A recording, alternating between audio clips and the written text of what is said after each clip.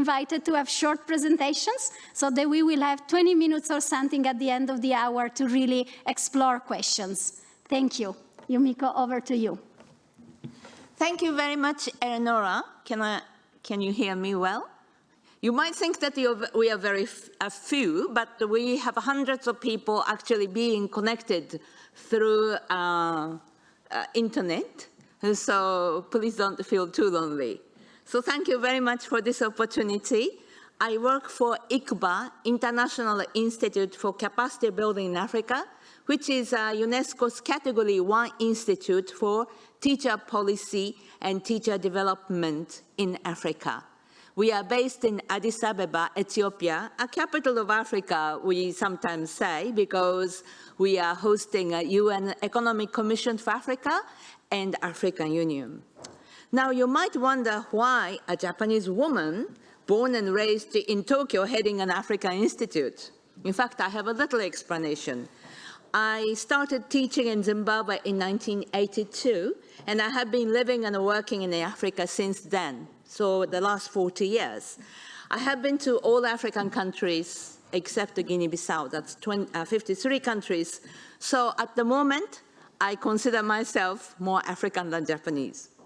So ICBA has been working on peace and resilience building in Africa together with Arigatou International, which Eleanor is working, and also many countries, including Kenya, on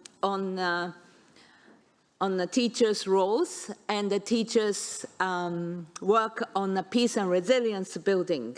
It has been a gratifying experience recognizing a teacher's role in peace building and also testing and confirming their work.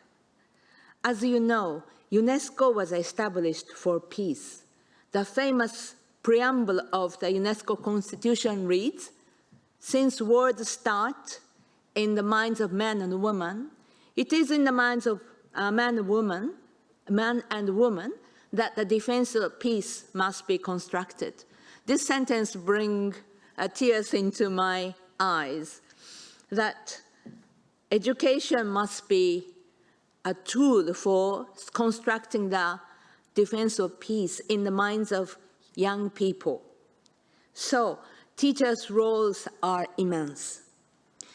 We are in a TEST, Transforming Education Summit, the pre-summit meeting today. And I would like to share with you, I think you can see here, some of our work. Transformative Pedagogy for Peace Building, a guide for teachers. This was published in 2017 and has been used since then. Now we have a Transformative Pedagogy, a teacher's guide for peace and resilience building in North Africa. We have a version for Horn of Africa, as well as Sahel. And I wouldn't take a patent for transformative, but I was very happy, we were very happy, after 5 years, we named our teacher's guide as Transformative Pedagogy, that transforming education has become a buzzword for 21st century skills and also international education development community. We decided to call our teacher's guide as Transformative Pedagogy from our experience. While compiling the teacher's guide, we came to realize the process of peace and resilience education is truly transformative. Education for peace and resilience was transforming learning and learners, classrooms and schools, surrounding communities, and teachers themselves. It is an exciting process, and the word transformative was truly fitting, is truly fitting. We are very happy to see the words transformative and transforming used in this summit. Peace and resilience can be and should be at different levels. Individuals, groups like families, classrooms, and communities, and at a larger society. Learning is defined as 4 pillars in the Derol report. Learning to know, learning to do, learning to live together, and learning to be. Learning to be an ethical, peace-loving, and responsible person requires other learnings: learning to know, learning to do, learning to live together. And I believe, and you will agree with me, I hope, learning to live together is one of the most important learnings in the 21st century, and this is what we are advocating for through our work in transformative pedagogy. Learning to live together peacefully is one of the most important 21st century skills, and by including this in education, teachers' roles are re-recognized and re-evaluated. Education, schools, and teachers are the most important institutions in this regard.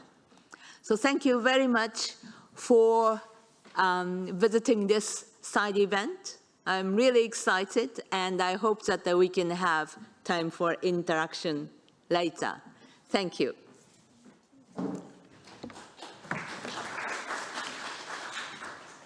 Thank you very much, Yumiko. And I think over this summit, it is true that the transforming has become a buzzword, but we also have to go back to what we mean with transformation. And as you said, it's not only transforming the institutions and the curriculum, but it is transforming the teachers themselves, the teachers that are the very first role model for the learners. And it is also transforming the learners and encouraging them to be actors, to change injustices and inequalities around them. And on this purpose, I would like to introduce to all of you Akash, that is connected with us through the Zoom. So Akash is a young person. He has, since a very young age, volunteered in Shanti Ashram, which is an ashram in India that serves thousands of people in Coimbatore, so in the southern part of India.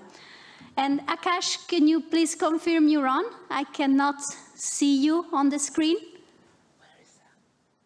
Hello?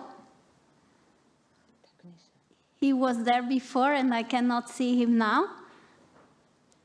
And the technician is also not here, so we'll see what to do about that. Maybe in the meanwhile, as we wait for this to be handled, we can pass to Dr. Icha. All right, and we'll try to have the PowerPoint on for you, because the technician has also disappeared for that, but we'll see how we manage.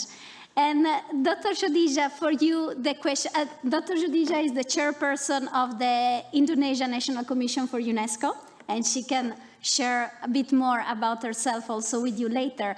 But the question for you, Dr. Khadija, is we know that Indonesia has been working on character education, and that this is really inspired by ethics education and by really promoting this call to be ethical, to be responsive to the context, and to be, in a way, global citizens. Or also, as before Mrs. Giannini was saying, citizens of the planet. So in a really more encompassing and holistic view of education and character development. And so it's this citizenship of the planet to really be contributing to peace building and to social cohesion. So the question here is really like, what educational policies and teacher training programs have proved successful for you in promoting a culture of learning to live together, and as we heard also from Dr. Yumiko, on learning to be, in the context of the pluralist society that is Indonesia today. And so tell us a little bit both about the opportunities, the practices, because I think here we're all into teachers training, so the practicalities of that for the classroom, and the challenges as well. So something. Yes. Thank you very much, Eleanor. First of all,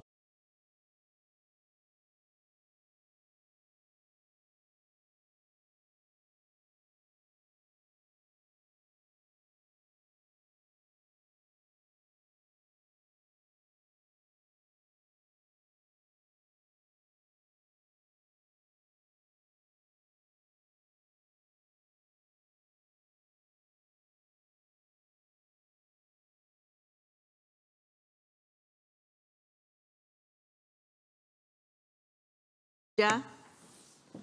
oh, thank you very much, Mary.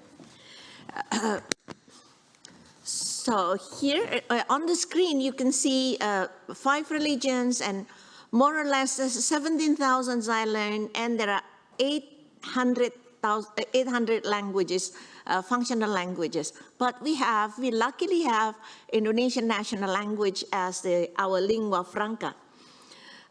Then this is the context of Indonesia and why it is very important to have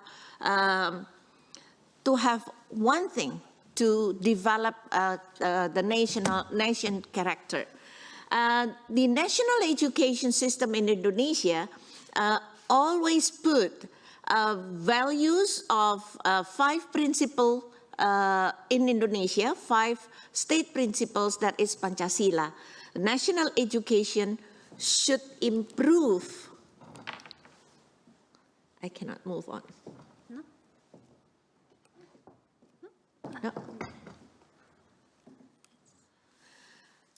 Okay, so I will move it from there. Okay, thank you. So to make sure that the unity in terms of nationally is guaranteed, the national education mandated the 5 principles of Pancasila, and it should improve the life of the nation and develop Indonesian people fully, intellectually, morally, spiritually, physically, and socially. I see that this is very important to talk about this context and why Pancasila then become our guidance in developing the student's character. And what are the 5 philosophy of Pancasila as the state ideology? First, next please, is monotheism, belief in one God.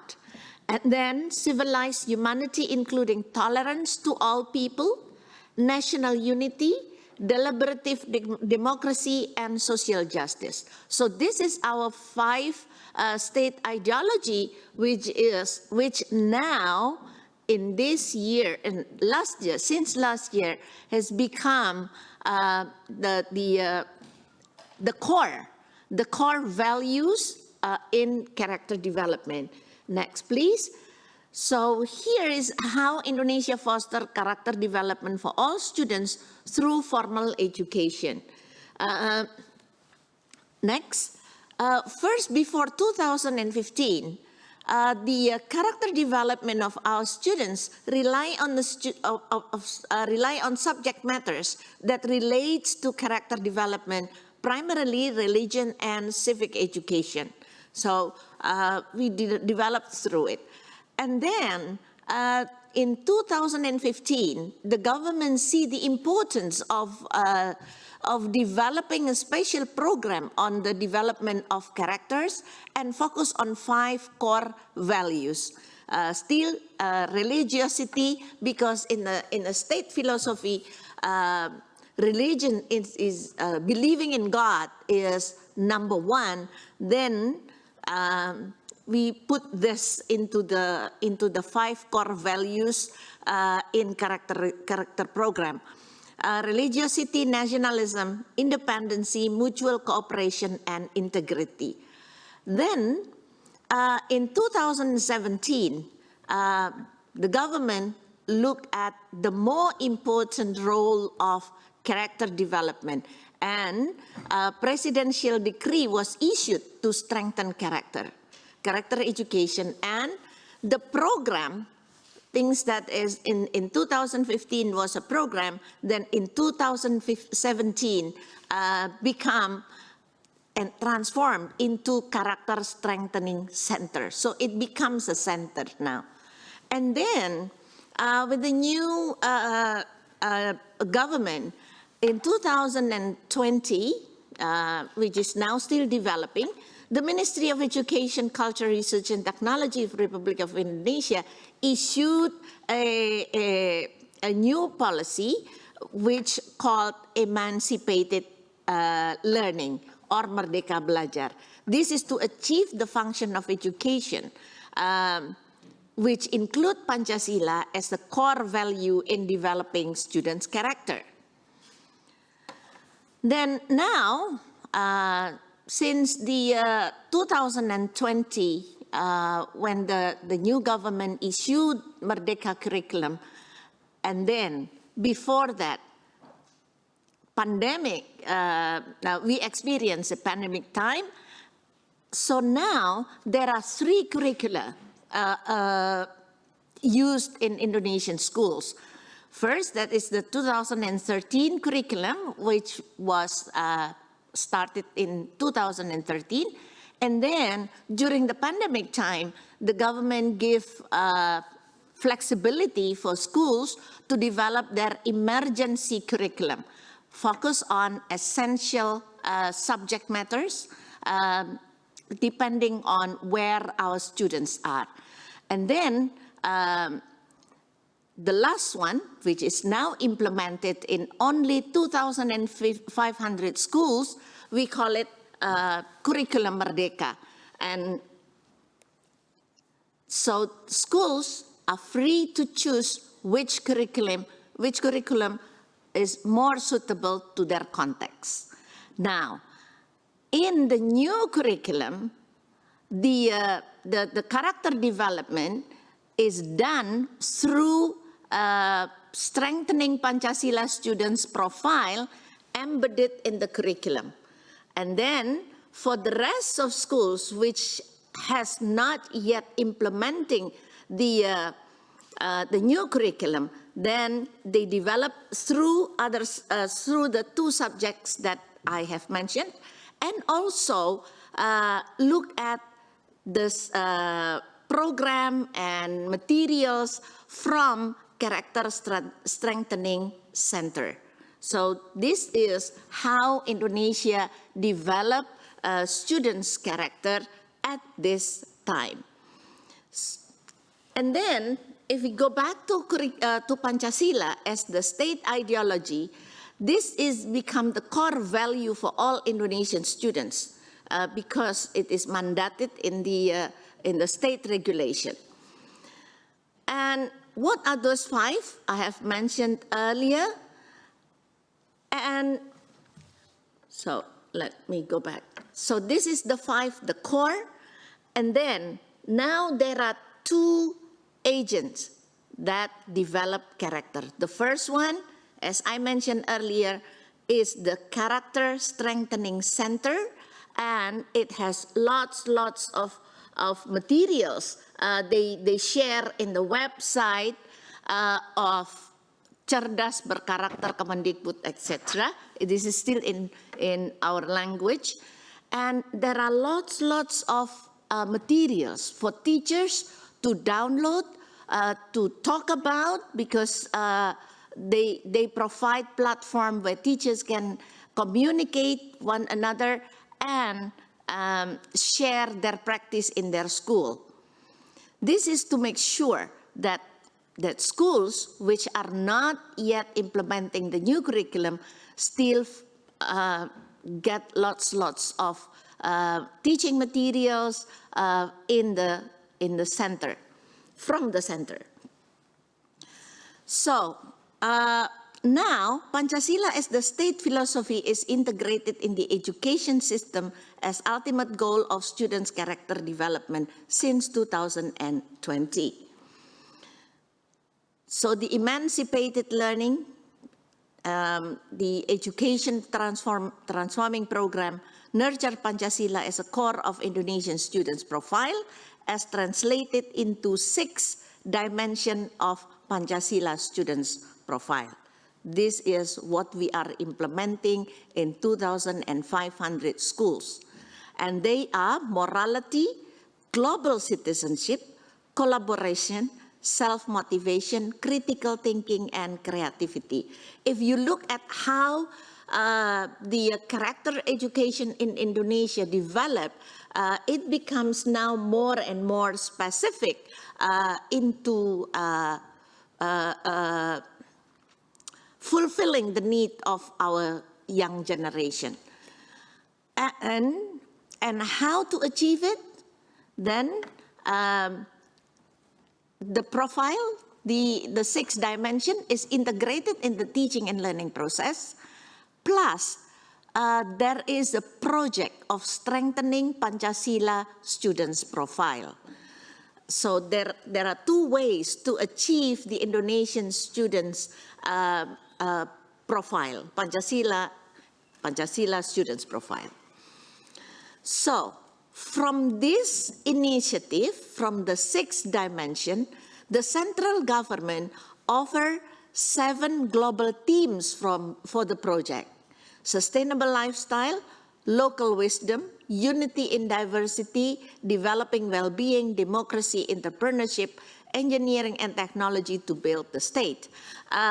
So schools are free to choose 1 or 2 themes of this project and then develop it in their context. So this is just the core theme which schools can choose to fit the need of their students.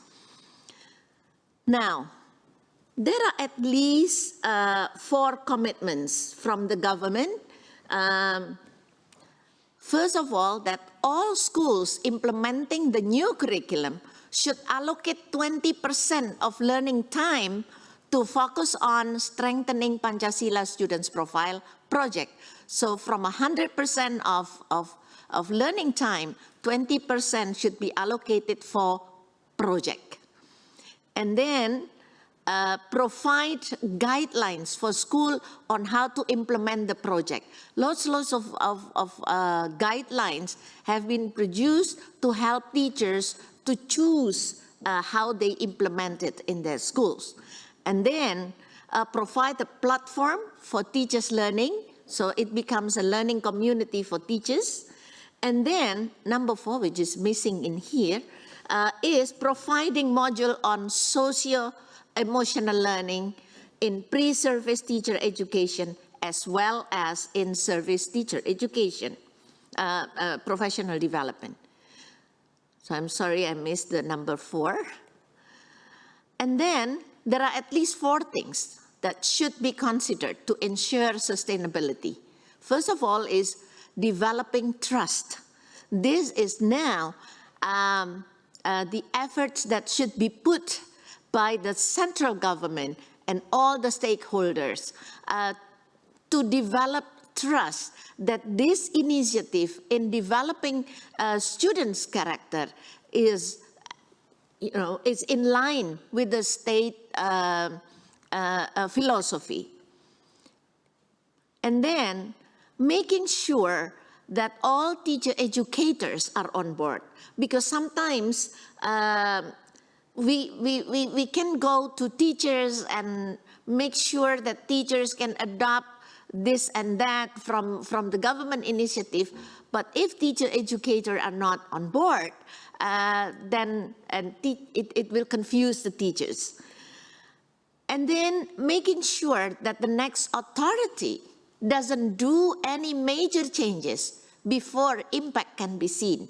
This is very important to consider because otherwise things that when we talk about ethics, character building, it's not something that can be seen on the paper, on the score, but in the behavior in the society. So this is something that we have to anticipate. And last but not least, all the stakeholders need to keep on improving the practice by sharing best practices. Thank you very much, and I hope this helped all of us to look at better and better initiative to improve the quality of character of our new generation. Thank you, Eleanor. Back to you. Oh, this is very long. Thank you, Dr. Shirija, and thank you for highlighting the freedom, giving the freedom to the schools to choose among the thematic areas, because I think when we talk about ethics education, values-based education, we need to leave the creativity and the freedom to the teachers to choose what thematics, and to the learners because some learners may be affected by some issues. In Maldives, learners might be affected by global warming much more than learners in other contexts that are affected by conflict and, ethnic divisions. So we need to give that space for exploration and creativity and that freedom, and really within that 20% that should be dedicated. So thank you for providing these very concrete examples. Let's try once again to connect with Akash. Akash, if you are there, you can unmute yourself and put your video on if the internet connection is working for you. Hello, good afternoon. Good afternoon. I think something internet issue, and also the screen sharing logged me out so many times. I think now we don't have any screen share, so that I mean. Okay, but we can hear you. So you can, yes, and now we can see you as well. That's great, Akash, welcome. So first of all, I think deep apologies that Akash could not be here with us. We've been notified that this event was accepted only 1 week ago. Akash is based in India. He doesn't own a Schengen visa just like that. And so he was unable to travel here to Paris. And we're deeply sorry for this, Akash. This happened to several delegates in this Transforming Education Pre-Summit. And I think it has to be acknowledged that deep inequality that this represents. And we're very sorry you couldn't be here with us in person. But nevertheless, you are here with us in the internet, and we would like for you to really share with us your beautiful journey of being an engaged young person and how you encounter ethics education and how this is really shaping the way you volunteer in the community. Thank you, Akash. Over to you. Thank you, Elera, for the sorry. It doesn't mean sorry, because it's always a pleasure to be on the board with great experts. I think it was a moment of honor for me to be in the panel, and it tells a story. It itself tells a story that how I transformed myself through the ethics education program. So, an NGO in India, and also has been a part of ethics education program since 2017, and it's been quite a long journey since it also has only 5 years from now. But ethics education helped me a lot to understand my character, because I think education gives all of us knowledge, all of us some progress. But what gives us the practice to gain the wisdom from the knowledge? What gives us the procedure to gain the wisdom from knowledge? I think ethics education gives that to me, because there is always difference or there is always some speciality to the doctor who empathize on his patients than the normal doctor. There's always a special there who took responsibility to take care of the children on the class, and also there is always a special engineer who respect the values of the team. So these are the ethical values that mold your education. So education alone won't give you progress or development, but education with the addition of ethics and integrity will provide us and has provided me the path to wisdom, and also a path to seek knowledge in a more effective way. I think everyone here will represent ourselves as humans before representing our identity, because I represent myself as Akash before representing myself as volunteer or a student of mathematics or etc. So the common identity here is humanity. So how we can achieve that? Education with ethics, education with the more values of respect, responsibility, and also the most reconciliation. So I just want to, I would like to share one experience I had recently. So I was just going to Shanti Ashram for the scholarship awarding ceremony, Balasanti scholarship awarding ceremony, and I had the opportunity to meet one child there. So I was having a conversation with him that what is his favorite subject, how he's doing, and what is the subject he fear of, and is going good. I'm enjoying the school. Tamil is good. The English language is good. I'm studying it well, and the science is also good. But I think I can't understand maths easily. I think it is difficult for me, and he said. So I asked him immediately that why can't you go to some classes, some tuition classes, so you can improve in mathematics.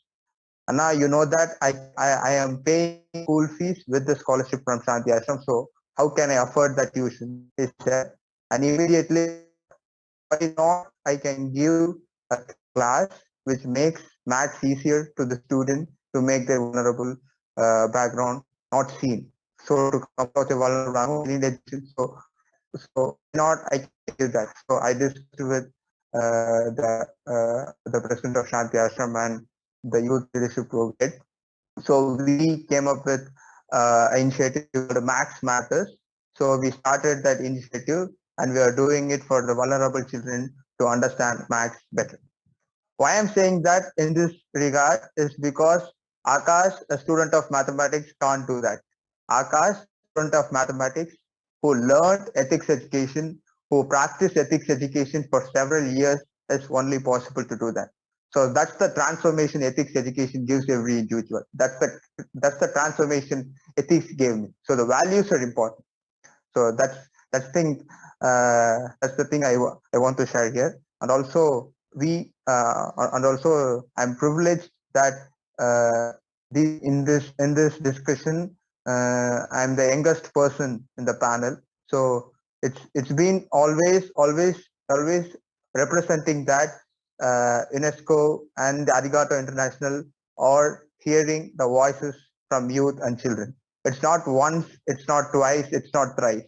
Every time you come to them, they hear your voices. So that's the quality we have to improve to make a peaceful, a peace building society. When you're hearing children, when you're hearing youth, you will empower the society. You will empower the children and youth. I think teachers and educators have the major role to do that.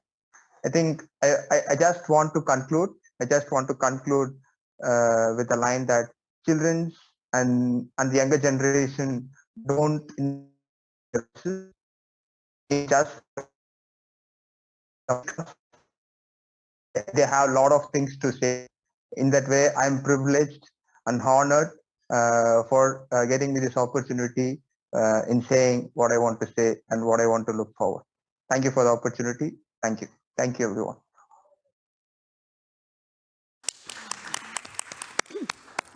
Thank you, Akash, and thank you for these beautiful reminders that goes with Dr. Chudija was also saying, the building of identity and character.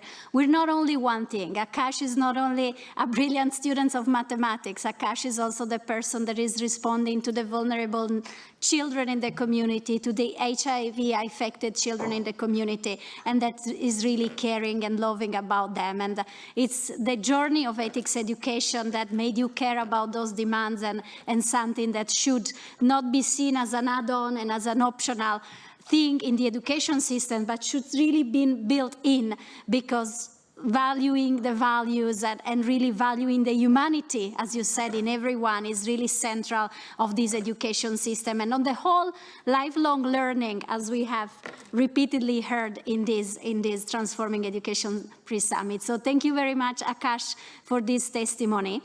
And I would like to pass now from India to Kenya. So. And really, I know Mary has been a champion of learning to live together, a champion of really character development, values-based education. So we would like to reflect together, Mary, on the journey of Kenya. So on the journey that has been, as the journey of Indonesia, a journey of reform, to really institutionalize value-based education and to really allow teachers to have venues for strengthening their skills in promoting values-based education. So, Mary, the floor is yours. Please share the journey with us. Thank you. Okay, thank you, Eleonora, for the floor. And I'm really glad that I'm coming in after that very powerful presentation by Shodija, showing us the Indonesian experience, and also from Akasha, who talked to us about his experience as a youth. And I think what we are looking forward to is to have more of Akashas in our communities. And I think that we would say we are making some steps towards promoting value-based education in our countries. So I want to tell the story of Kenya. I think our honest story of looking into matters, value-based education, peace building, and character formation dates back to the time when we started, of course, having our formal curriculums. And if you explore our formal curriculums, they have provisions of that. But I want to say that in 2007, we went through a major transformation. That's after a national crisis that we had where we had nationwide violence. And as the education sector, we began to look at matters, value-based, peace-building issues seriously. And I remember at that time, we immediately put in place an emergency response that was looking at training teachers on peace education and helping them, to understand what the skills that they needed to put in place at that particular time. And we put in materials that were to support teachers in that process. This culminated into the development of an education sector policy on peace education. After that part of response, or looking at matters, peace education was we went through that. We opened ourselves to learn, and that was when the global citizenship education concept was also emerging, 2000, and I remember there were quite a number of engagements around global citizenship education, and I remember us sharing our experience of our peace education program in that conceptualization process. So we learned from that process, and we have received a lot of documents also from UNESCO to help us conceptualize that better. Also, we opened up ourselves to also learn from other programs that were existing, and that's how we came to get engaged to the Learning to Live Together program, the UNESCO ICBA program, which we have implemented in our country, and other programs just to learn. And we would integrate an element of evidence in some of these programs, not all of them, because we wanted to learn. And then in 2017, 2015, an opportunity provided itself where Kenya is going through a major curriculum reform process. And we are moving towards a curriculum, a competency curriculum. And this is a major opportunity because initially when we were doing peace education, we were asking our teachers to infuse peace education. So they had a separate curriculum for peace education and value-based matters, and then they would infuse it into the curriculum. So this opportunity now was a major one for us. And what we have done in the curriculum framework, and it is online, you can be able to just download it. If you say curriculum framework for Kenya, you will be able to get it. We have identified what skills do we want to implement through our curriculum. And you can see we have both foundational skills and we have socio-emotional learning skills, just like what I have seen for Indonesia. We have also identified ourselves what are the values that we want to promote in our curriculum. And there are 8 values that are clearly identified. So across board, we are looking at these matters. So we learned a lot from the Learning to Live Together program. And especially in terms of how do you integrate these matters into, what do you integrate? So we have moved and we have integrated that into our curriculum, and it is implemented across board. We have some key learning areas. We are no longer calling them subjects, we are calling them learning areas. We have key learning areas that actually are the housing, value-based education, peace building, we actually call them pertinent and contemporary issues when we are conceptualizing our curriculum. And if you look at, we have life skills education, we have community service learning, we have citizenship education and religious education, but you also still find elements of it across board. But this time there is a difference, that it is systematically mainstreamed. We have a mainstreaming matrix. So if you want to know where will we find ethics education in grade 4, the mainstreaming matrix tells you, go to this lesson, go to this grade, go to this class, and you will find it mainstreamed. And it even stipulates the content and the skills that are mainstreamed at that level. So that is really exciting for us. It's a major achievement because we can be able to now not just implement it, but we know where it is for purposes of assessment. We know where it is for purposes of even reviewing, unlike in the past where we were not very sure where it was. So we have also moved forward to build out the capacity, this was precedented by building of capacities of curriculum developers. Arigatou International came in handy to do that with us. And the Ministry of Education, in collaboration with the Kenya National Commission for UNESCO, has also developed guidelines for mainstreaming ESD and GCD. For us, we are unable to see the disconnect. So as we talk about matters, value-based education, peace education, we find ourselves moving into education for sustainable development. So we have also developed guidelines that are guiding mainstreaming of these aspects in TVET education and in universities. So we have clear systems across board to look at all those things. I would also want to talk briefly about mainstreaming into teacher education policies. And we have focused both on pre and in-service training. Right now, we have just finalized the revised curriculum for teacher education, which now captures the new spirit of competency-based curriculum. We are now moving towards the capacity building of our teachers. But not to say that we have also built the capacity of our in-service teachers.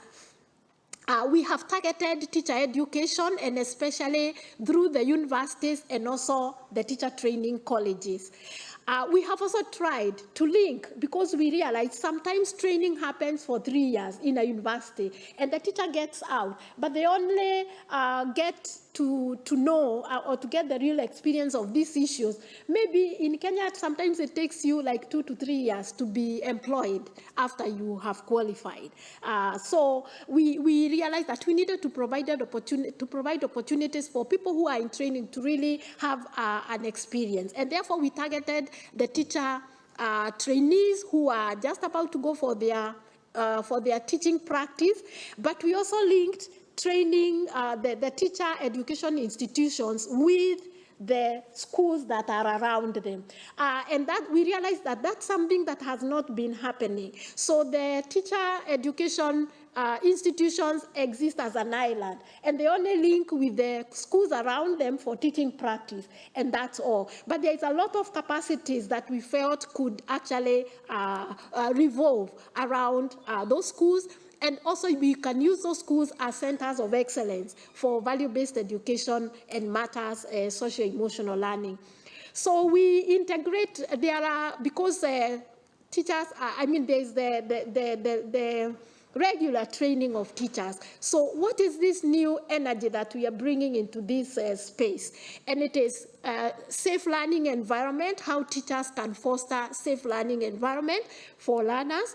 Collaborative learning, where the teacher is not the one who is the holder of knowledge and the learners are the recipients, but we can have that cyclical process where both of them learn from each other, that there's a very strong focus on values, that we are using innovative methodologies that can provide transformation so that it leads to behavior change. And one thing that we are strongly looking at is developing a reflective teacher, because and also providing spaces for teachers to collaboratively reflect on learning. so that we can be able to foster transformations. And finally, what lessons are we sharing? Because we've been in this since 2007. And I want to say there are I have a long list of them. I may not go through all of them, but I just want to say value-based peace education, all these areas that focus on social-emotional learning need to foster transformations for both the teachers and the learners. And therefore, when we train our teachers, we do not just train them to go and teach. We first of all use like 1 or 2 days of the trainings, focusing on the teacher so that we can see how to transform the teacher. It's important to recognize the symbiotic relationship between value-based or social-emotional learning and other foundational skills. And we have realized that when you improve social-emotional learning, you inadvertently also improve numeracy, you improve literacy. And government support and goodwill is very critical, and I have heard the same from Indonesia. And while large classes can hinder, we have very large, in some of our places we have large classes, and this can hinder interaction. But this can be mitigated by having, how we have innovated this is using peer learning, integrating peer learning with the very strong support of the teachers. And we have also engaged youth within communities to come in and support teachers as they do some of these programs. And it's because we know our teachers are sometimes overwhelmed. So we have had youth coming into the schools. We first of all train them, then they come into the schools and support the teachers to implement some of these programs. There is one challenge we know, or going forward, we need to leverage on ICT. How can we use ICT for these areas? Coming up with very good programs that are virtual that learners can engage with. Children and young people in learning institutions can actively participate and provide leadership, not just followers, to provide solutions to challenges in their communities. And this we have done through community school community projects where children, even young children, have come up with very strong proposals and have implemented some activities towards addressing some of the challenges that they face. And I think one that still remains in my mind is where children told us that they are so sad that because of conflict in their community, there are some children who pulled out of their school because they belonged to another community and they were not feeling safe in their community. And they were living across a river. And they said, we want to take the risk to be the first people of our community to cross the river and reach out to our colleagues so that they can come to school. And that was very empowering. And out of that initiative, 14 children came back to school. And I said, children can also come up with solutions that can actually have an impact in some of the challenges that we are dealing with in our society. Finally, as I move to conclude, I also want to say the education initiatives need to be backed by very strong community initiatives. So sometimes you train children on how they need to relate well with each other, but when they go to the community, the messaging is different, and that used to create a conflict in the minds of the learners. So finally, my conclusion is there is still a lot to learn in this area, and I call upon all of us to integrate evidence gathering, and especially for projects that can be implemented in large scale, because we have good practices for small scale projects, but I think as governments we are still seeking to see these initiatives that have worked well on a large scale. And I think we are looking forward to learn from Indonesia with their very, very innovative projects, and we are waiting to hear from you as you implement. Thank you.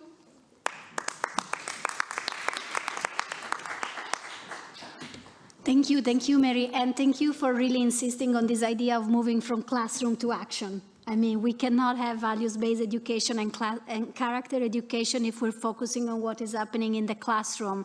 And as teachers, we should feel empowered and we should feel safe to also invite other community stakeholders in the classroom, not only to help us, as you say, with peer learning, but also to share their experiences, their diversity with the learners in the classroom and in the school, so that the school really becomes a lab for practicing values-based education, for practicing this transformation that we want to see. And before we finish today, I think we really wanted to open the floor for questions. So if you have any questions, dear participants, please raise your hand, turn on your mic, and feel free to take the floor.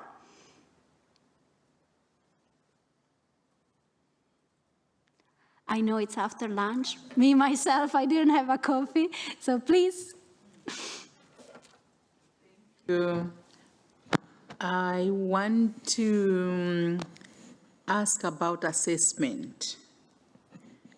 Because when we are dealing with subjects, we normally end it up with an assessment, and you know how kids are doing.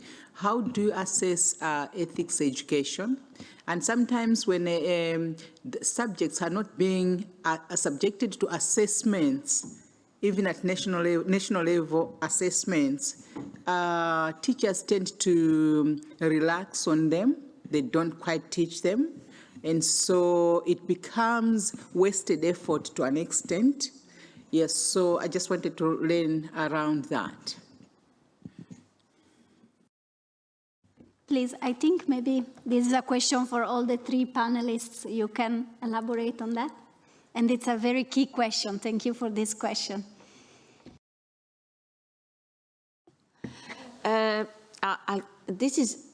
I'm sure these questions ring to every teacher's head. Because whenever we introduce this character education, teacher always asks how to assess and how to give a score.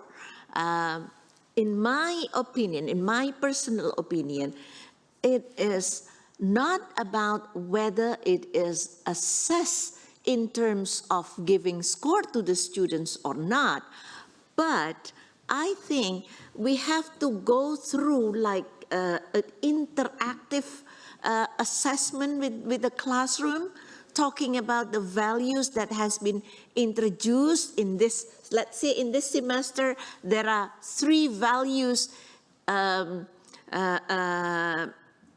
introduced to the class, and then we focus on discussing it with the students to assess whether they buy in all the 3 values in this semester. That's probably can not just giving the students that their effort is valued in terms of score, but more than that, it raised their awareness that it should be with them. They should develop it within their life and not just because it is being assessed. So I think interactive assessment in the classroom can be one alternative to assess values or ethics or character. I think this is based on my experience for 7 years dealing with character development and character education in Indonesia. I probably want to respond to this, and I can get the speakers, where the speaker is coming from. And I want to say it's a challenge also for all of us. Even in Kenya, it's been a challenge, and especially when we were implementing before the competency-based curriculum. But after the implementation of the competency-based curriculum, within it, we are now moving towards competency-based assessment.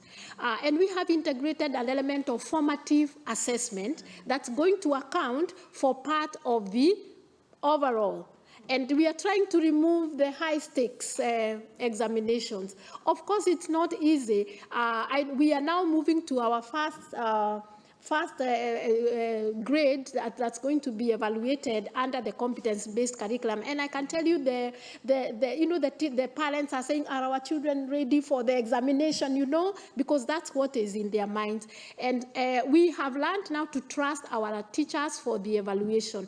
And I want to share an experience from remember I said we have learned from many programs. So in one of the programs that we implemented, which is Learning to Live Together, we integrated various levels of assessment of our learners. So first of all, when the teacher taught, they first of all evaluated and said, how do I feel about this lesson? And there were some specific areas within the curriculum where they needed to give that feedback. Then from there, the learners, we had very innovative ways of gathering learners' feedback. One of them was through smileys. So what do the children feel about this lesson? And they would tick against a smiley. Sometimes they would stand as a group, against a smiley and say, and then you can ask them, why are you standing here? And they will explain to you. So that was another form of assessment. Another one was through the stories. What stories are they? The change stories from the learners. So they would give us that. But at the national level, when we were evaluating, we tried to integrate social-emotional learning into our national assessment.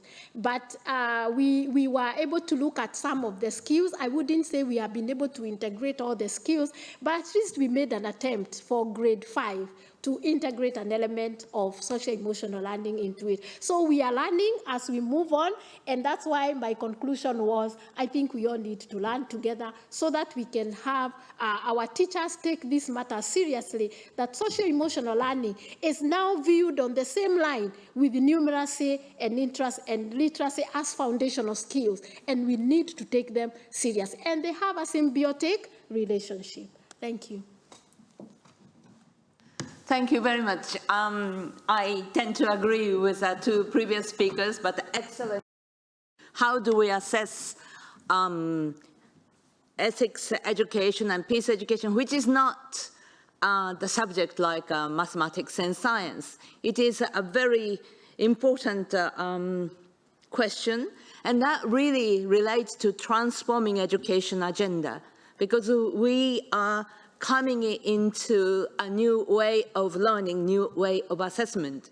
Personally, I think the most valuable assessment is classrooms, communities are peaceful and can resolve the conflicts. That would be the ultimate assessment, but it might take some time. So we look at awareness of the children, awareness of the teachers, but the 21st century schools are not just teaching and examinations. I think we are going to include more on the fundamental skills acquisition and the fundamental learning, which is a bit difficult to assess, but I think we have to look for the way. Thank you. I think there's another. Thank you. Please. Thank you very much for those wonderful presentations. I wanted to find out how you're advancing ethics education amongst learners with various disabilities.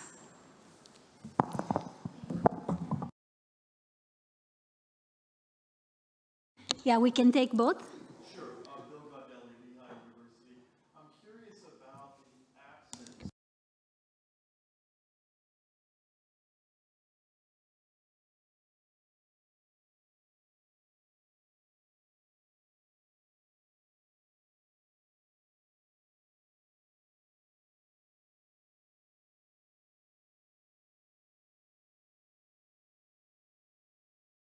Thank you. So I think, the first question is, again, maybe for all the three speakers, and the second question maybe as well. But I just wanted to highlight that we have shared with you a policy paper on fostering ethics education, and then you can see something about the framing of ethics education. There is actually a child rights-based approach. So it is framed around the Convention of the Right of the Child and very much looking at the holistic development as by the convention. So in this sense, there is really a continuum between the rights framework and ethics education, and it's really embedded within the framework and within the different subjects.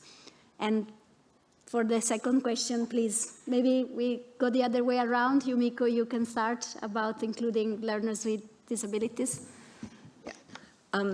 Thank you very much. I think ethics education and inclusive education, as well as children with disabilities, is a very important element. And we have examples that when a child or children with disabilities are integrated in classrooms, it has a very positive effect. So that shows that inclusiveness is very, very important in ethics education, and really that's the essence of learning to live together. Declaration of Human Rights, very important. We have witnessed in some schools and classes where they have peace clubs and so on. And then they do research, and the Declaration of Human Rights are coming as one of the most important documents. But we would like children and learners and the teachers to find it through their research. So yes, that's very important. It's one of the good learning materials. Thank you. So on learners with disabilities, because I think the human rights issue has been tackled, I want to maybe zero down on learners with disabilities. I think this is an area that I would want to acknowledge from my personal experience, not necessarily on a government platform, that we are still facing challenges, and these are areas that we really need to focus our attention on. And I want to cite an example. Recently, we were conducting a research to see how the mental health of our learners has been affected. It's more of a national study. And we realized that the tools that we had were actually not very admissible to learners with hearing disability, because they use a different language, and we had not taken the tools to be aligned to that language. And therefore, I think we need to put our lessons again together on these matters. I know there are good areas that we can cite, that where we have, that they are in school. They have come in school. Value-based education also, it has a lot of activity-oriented, there are so many activities. How do you engage the learners with physical disability? And this we are confronted with every other day. I know that the teachers have been using their initiatives to try and incorporate these learners. But I think we need now to look into issues of having even some guidelines that can tell us about how value-based education fits in with such learners. And you don't find such guidelines, even global guidelines, that are telling us something about this. So I think it's an area we all need to work on because we do not have very clear frameworks. And I would want to say that even in the curriculum, we have a strong approach on including disabilities. But I want to say in practice, there are still challenges that we need to handle to ensure that they are comprehensively addressed, and we are not having these shocks, realizing that on the ground, we have not adequately prepared for them. I think that would be my comment. Thank you.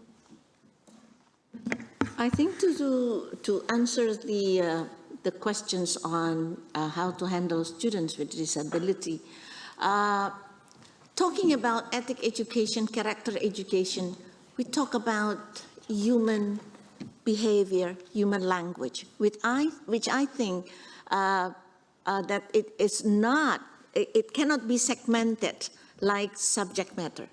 So modeling from the adult is the key to develop ethics, characters, or value.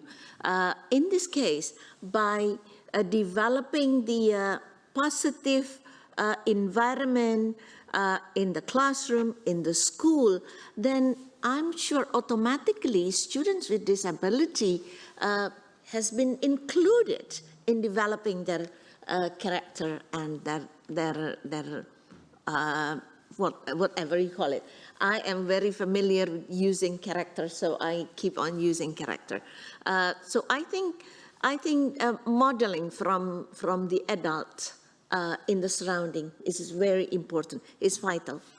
And talking about the human rights, I think in the context of Indonesia, this is why we use the philosophy, the state philosophy, to be included in the character development of students, because it has highlighted human rights from the global perspective.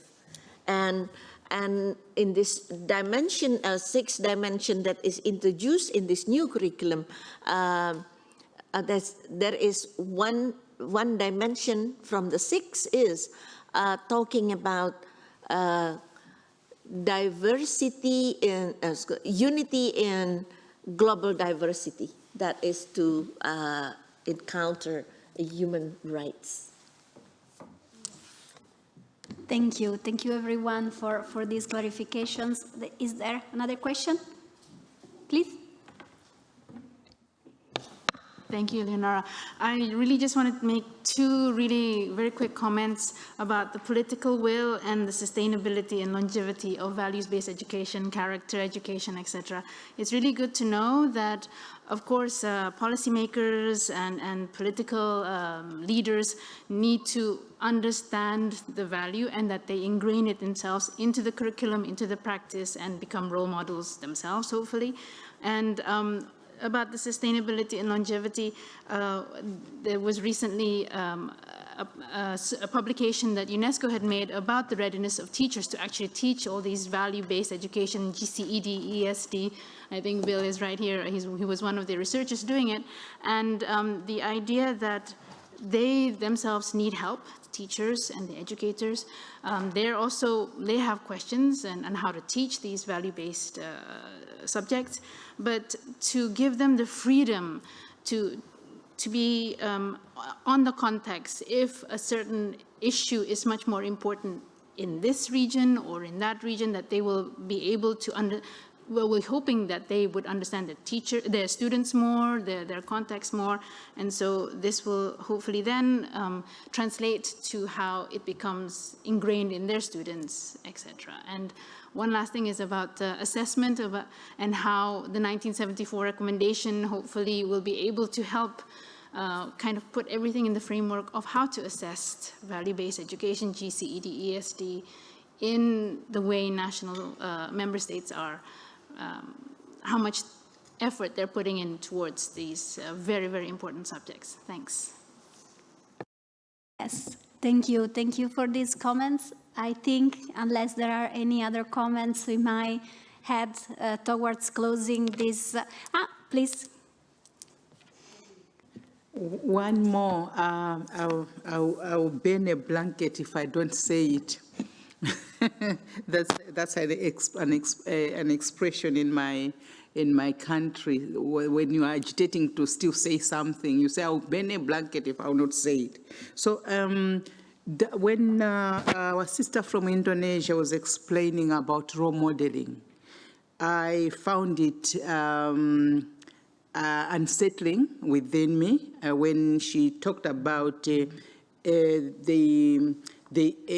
elders in society to be modeling the behaviors of the little ones. I'm like, it should be the reverse, because isn't it us grown-ups who are sowing seeds of religious intolerance in our children? So who do they model?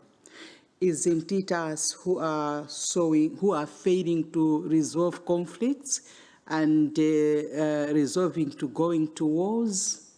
Isn't it adults? So I don't think as adults we have the moral standing to say, come on, look at us, model us in terms of conflict resolution.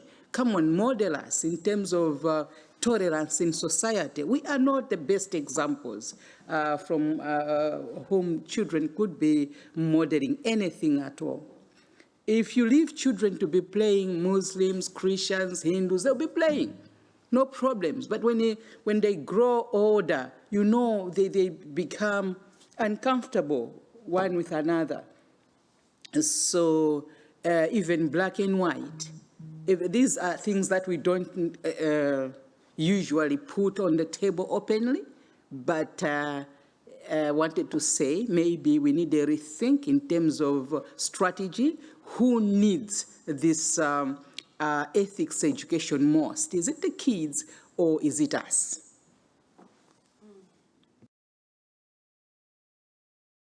Very provoking question. I think when I am basically a teacher educator, and I usually talk to myself and teachers. Well, actually, when it comes to talk about character development, it should go to us first. We need to talk to ourselves and reflect from time to time to see whether we are good enough in terms of being a teacher in a school to role model what is appropriate to be a member of society, which I think it becomes more and more important to link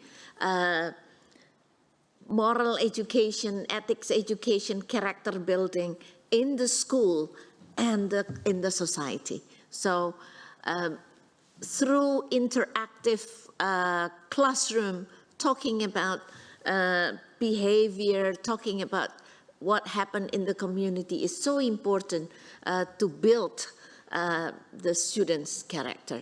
So I always look at the adult first, whether we have been appropriate enough to say ourselves as an educator, because we are the picture of the next generation. I hope it helps us, not just my sister there, but it's helping us as adult, as educator. Thank you. Thank you. I think with this reflection that is deeply transformative. I mean, transformation has to start from us. Indeed. We cannot expect it to start from outside. Thank you for participating to this side event. In terms of learning, we are launching a fellowship on ethics education, and the Ministry of Indonesia and the Ministry of Kenya will be part of that. As we have said, the learning is very important, and giving opportunities to teachers to strengthen the skills to learn about how concretely foster ethical reflections in the classroom, it is a key. So this is our auspice that this pilot program could then be scaled up, and we are monitoring and documenting the lessons to this purpose. So thank you very much, and have a good continuation of the pre-summit. Thank you.